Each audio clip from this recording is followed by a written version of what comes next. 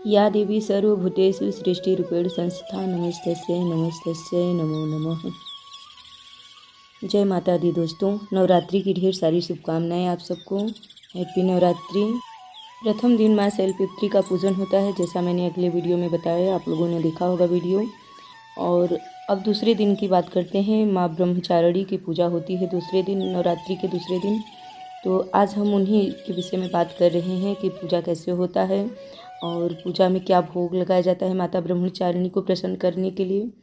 तो चलिए बात करते हैं। अब नौ दुर्गा का दूसरा रूप माँ ब्रह्मचारिणी कहलाती है। नवरात्रि के दूसरे दिन माँ के इसी रूप की पूजन किया जाता है। ब्रह्मचारिणी माँ ब्रह्मा अर्थात तपस्या का आचरण करने वाली हैं, इसलिए इन्हें तपस्चारिणी भी कहा जाता है। उनके एक हाथ में कमंडल है और दूसरे हाथ में अक्षमाला है। माँ ब्रह्मचारिणी ज्ञान और तप की देवी मानी जाती हैं।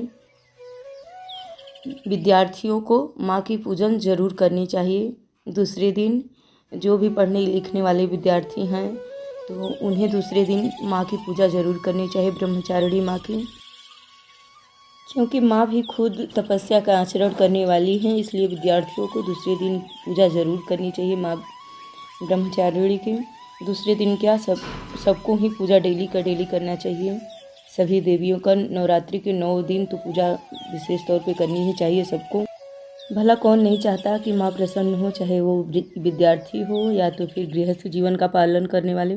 सभी लोग चाहते हैं कि माँ हम पे प्रसन्न हो और माँ की कृपा दृष्टि बनी रहे। तो इसलिए हमें पूजन तो डेली ही करना चाहिए और नवरात्रि के दिनों में खास तौर पे ही पूजन करना चाहिए। तो चलिए अब स्टार्ट करते हैं कि पूजन विधि, कि माँ ब्रह्मचारिणी का हमें पूजन कैसे करना है, विधि क्या है नवरात्रि के दूसरे दिन। तो इसके लिए पहले हमें स्नान कर लेना चाहिए। स्नान करने के बाद और साफ और सूखे कपड़े पहन लेने चाहिए। आसन पर बैठकर माँ का पूजन करें। उन्हें फूल, अक्षत, रोली, चंदन आदि अर्पित करें।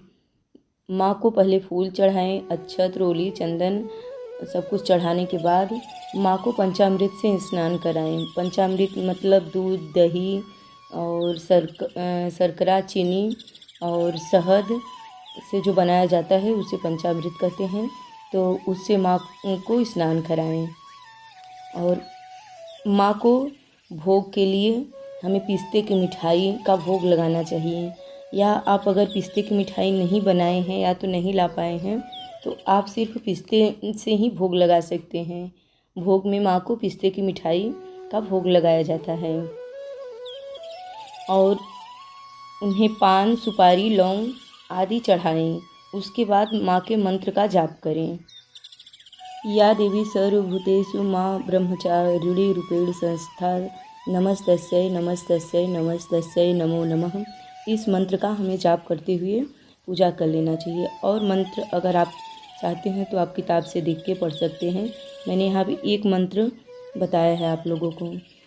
और इससे पहले मैंने एक वीडियो बनाया है कि नवरात्रि में हमें क्या करना चाहिए, क्या नहीं करना चाहिए। तो आप लोगों ने अगर वो वीडियो अभी तक नहीं देखा है तो उस वीडियो को ज़रूर जाके देख लीजिए।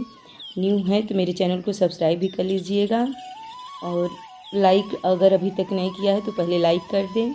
और इससे पहले वाला वीडियो मेरा ज़रूर देखें कि नवरात्रि में हमें क्या नहीं करना चाहिए। अगर वीडियो अच्छी लगी हो तो अभी भी लाइक कर दीजिए अगर नहीं किया है तो। जय माता दी।